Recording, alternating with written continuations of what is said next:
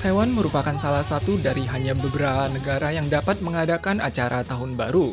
Konser penyanyi Ame di Taitung dihadiri oleh sekitar 70.000 orang, menjadi konser malam Tahun Baru dengan jumlah pengunjung terbanyak.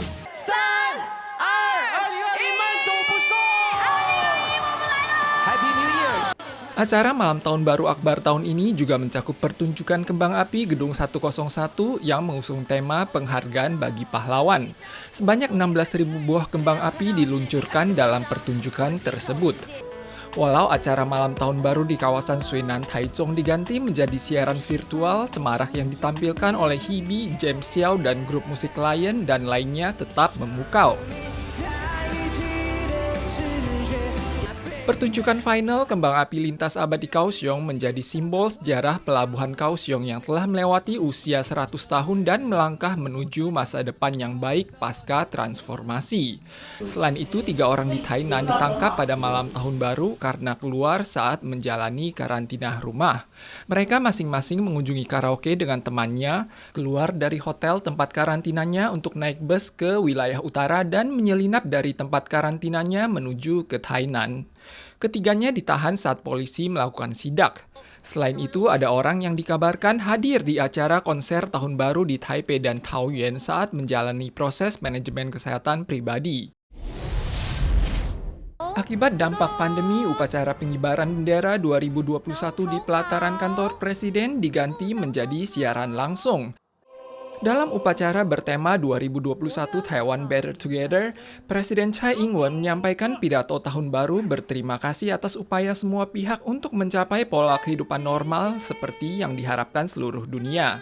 Terkait konflik impor daging babi dan sapi dari Amerika, Tsai menyampaikan ucapan rendah hati agar warga dapat memakluminya. 只要北京当局有心化解对立，改善两岸关系，在符合对等尊严的原则下，我们愿意共同促成有意义的对话。 Tsai menilai serangkaian intimidasi oleh militer Tiongkok dapat memperburuk hubungan antar selat. Ditegaskan selama otoritas Beijing berniat menyelesaikan konfrontasi, Taiwan bersedia membuka forum dialog yang bermakna.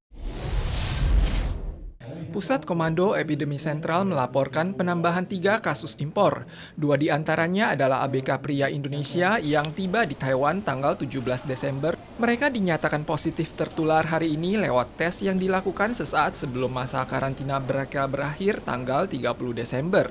Penderita lainnya adalah warga Taiwan yang kembali dari Amerika tanggal 26 Desember dan mengalami gejala demam tanggal 29 Desember. Ia dinyatakan positif terinfeksi pada hari ini.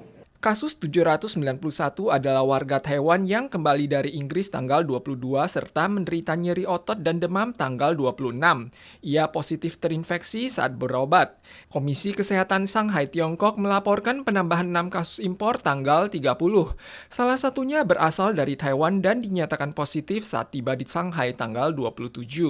Tanggal 1, CCC menyatakan penderita adalah kasus ke-552 yang terinfeksi kembali saat proses pemulihan. Ia tidak menimbulkan resiko penularan setelah diobati dan keluar dari rumah sakit. Dana asuransi kesehatan terus mengalami defisit.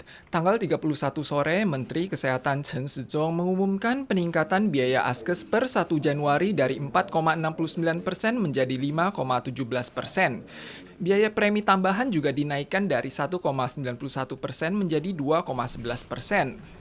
Chen menegaskan bahwa biaya Askes selama setidaknya 2 tahun mendatang tidak akan mengalami peningkatan. Biaya pengguna akan bertambah $63 Taiwan per bulannya. Sebanyak 70% akan mengalami kenaikan di bawah $70 Taiwan. Bila gaji yang diasuransikan sebesar 24.000, 30.000, 70.000 dolar Taiwan, maka masing-masing akan bertambah 34, 44, 105 $ Taiwan. Bila penghasilan keluarga beranggotakan 4 orang adalah 53.000 dolar Taiwan per bulannya dengan skala asuransi 3.288 dolar Taiwan, mereka harus mengeluarkan biaya tambahan sebesar 304 dolar Taiwan.